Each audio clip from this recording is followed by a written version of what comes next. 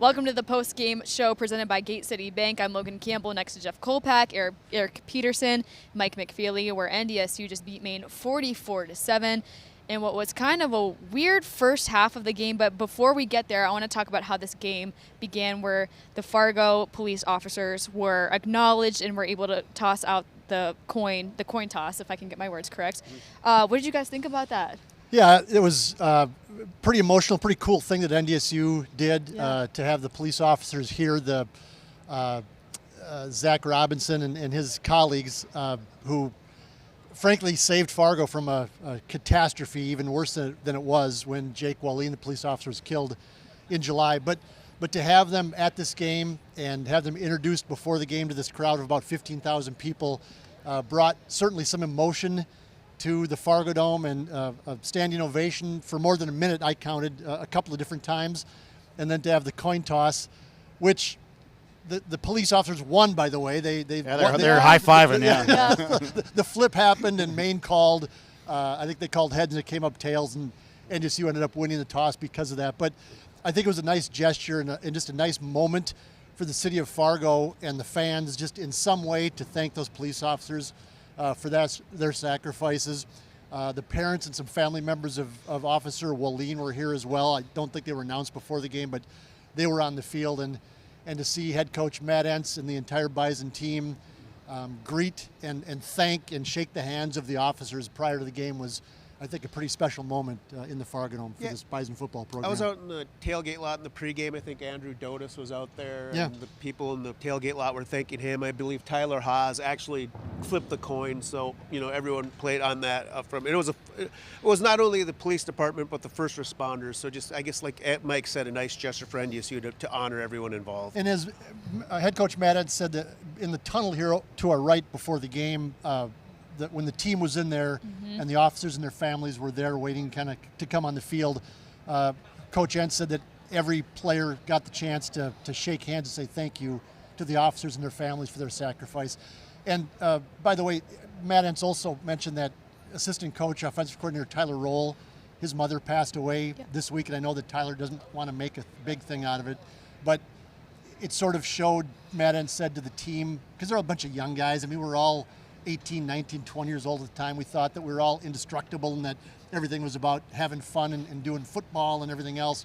But it was sort of a reality check for the young team today to remind them that not everything is always great and that there are serious things going on in life. I think that lesson was learned this week by NDSU. Kolpak, you want to talk a little bit about this first half. It was 16-0 heading into halftime. They were in the red zone 5 times. We're only able to find the end zone once. You talk about a reality check. On the field, there's a little reality check. You got to score when you get inside the 1. They're first and goal at the 1, and 4 running plays, net 0.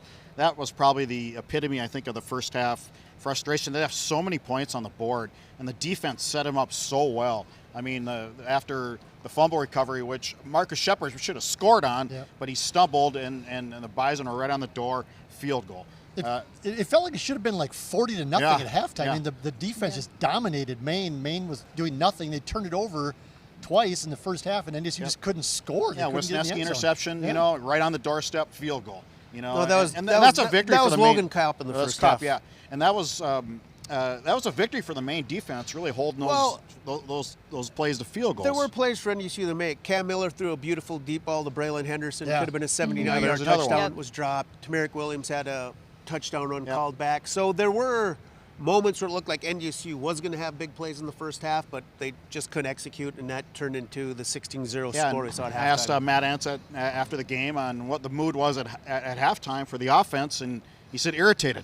And I think he was right. But, they came out in the second half, and I thought that first possession of the third quarter when Miller was 5 of 5 passing, really good play calling. I thought they dispersed their offense a little more, got a little more open, and I thought that drive was a thing of beauty, and I think that the game was over after that.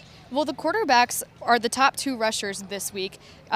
Cole Payton with 102 rushing yards. Cam Miller with 68, 170 combined. Trey Lance there on that run. What did you think about Cole Payton's performance today? Well, again, second straight game where you had a run and you just go, wow, most kids can't do that with that speed, that power, and And just that combination. Again, I thought that was Trey Lance. You said that in the press box. That's Trey Lance all the way. Yeah, 61-yarder there late in the second half. He had a 40-yarder, around a 40-yarder called back. He's just got power and explosion. That Cam Miller is a decent running quarterback, but Cole Payton kind of brings it to another level. So having that, I guess, what do you want to call, like, contrast in the two running styles, NDSU's has served NDSU well. I mean, as Matt Entz said, that's what the reads are there for the quarterback to keep it. Getting back to your point about the quarterbacks getting the majority of the rushing yards, I guess you got to do what the defense gives you. And also, I think, like to Jeff's point, that short passing game also became kind of the running game early in that second half. Cole Payton has a second gear that Cam Miller doesn't have. When Cole Payton can break a tackle, and then when he takes off and gets going, he can turn it up a notch. Like Trey Lance. I'm not comparing Trey Lance and saying they're the same player. It was close. But I'm Cole telling Payton you, was separating running ability between him and the defensive backs. Second straight week that Cole Payton's rushed for 100 yards. I didn't get a chance to look when the last time a quarterback ran for 100 yards in back-to-back weeks. I don't know if Lance ever did that, but it might go all the way back to the old option days. I don't know that but it's. I mean, back-to-back weeks for a quarterback. The backup quarterback run for 100 yards is pretty good. Cole Payton's pretty good, like you just said. His performance was impressive today, but the real star of the show was the Bison's defense. 4 turnovers. What did you notice from, once again, Cole Wisniewski being a standout player, Eric? Well, I think he brought up it starts with the front 7, and I think NDSU is tackling sound early in the year. The main quarterback's under duress. You got to get the ball out quickly. Cole Wisniewski's a smart guy. Some breaks on the ball. Logan Kopp, he didn't have as many tackles this week. He looks like a playmaker. Julian Radarczyk punches one loose for a fumble. Marcus Shepard could have scored. I think Matt Entz brought it up. The injuries they had in that defensive line last year has helped them this year because there's a bunch of guys who got playing time. So they might not have that one dude. I guess Eli Mozart is that one stud on the D-line. But other than that, it's a lot of solid players. And I think when you can grow 9, 10, 11 deep in that defensive front, I think the linebacker play overall has been pretty solid. That makes for a pretty good defense. It feels like they're playing faster, too. Big E told Matt Entz that if everybody else had questions about Cole Wisniewski being a safety, Eric knew that Cole Wisniewski was going to be a superstar safety. He actually said that to Matt Entz in the press conference. How did you know that? Well, he said nobody thought he'd be good. I just said, hey, I thought he had a chance to be good. I just didn't think it would happen this early. He's got 3 interceptions in 2 games. It could be 4th, a pick 6, and he dropped one at US Bank Stadium. So we talked about at the beginning of the year, like, what's this defense going to be like? Well, the early returns, I know it's 2 games. It's Eastern Washington, it's Maine, so it's not like top of the division type teams, but they've created turnovers, they've tackled well, and they just have not given up too many big plays for the most part. They've done everything that NDSU's defense didn't do last year. They're stopping the run, they're creating turnovers, and they're tackling well. Guys aren't getting second chances. There's not a lot of late in the game was NDSU's second defense. Maine got some stuff going, but against the top defense, Maine had like 140 total yards midway through the 4th quarter. The running backs are not breaking tackles. Quarterbacks are not breaking containment. The speed, I just think NDSU's defense just looks faster. Yes. They're getting to the ball faster. The linebackers look really fast. Yeah, you're the second best Logan on this turf today because Logan Kopp is really, I'm not going to argue really with you on that again. one. I wanted to quickly touch about Logan Kopp. He had an interception today. He's becoming quickly one of your favorite players. You always want to talk about Logan Kopp. Well, in the pregame show, we thought maybe this was the best safety linebacker playmaking combination we've seen since Jabril Cox and the Bison linebackers in 2019. Right, that was 19? Mm-hmm. Yeah. And didn't say I want to compare Kopp to Jabril Cox, but man, that play today was pretty close. Pretty close. Right, that was pretty close. Let's pump the brakes here a little bit. There's a lot of comparing to former players happening today. Yeah. I guess I think why that is because NDSU's defense, we think that it was just terrible last year. It wasn't terrible. It was middle of the pack. It just wasn't what it has been. Right. What we're seeing through 2 games this year against admittedly probably not very good teams in the end. We're talking about probably a couple of 3-win teams that we've seen, but we've seen the NDSU defense do what they did in 21, in 19, and 18, where they're giving up an average now of 9 points a game. That's the type of things that wins national championships. You're not going to win a national championship allowing 24 points a game or 20-some points and a game. 150 yards rushing. Right. Game. I mean, you have to be under 100 yards rushing and less than 15 points a game. And so far, NDSU is there. They've been dominant 2 weeks in a row. biggest thing is they're all healthy too.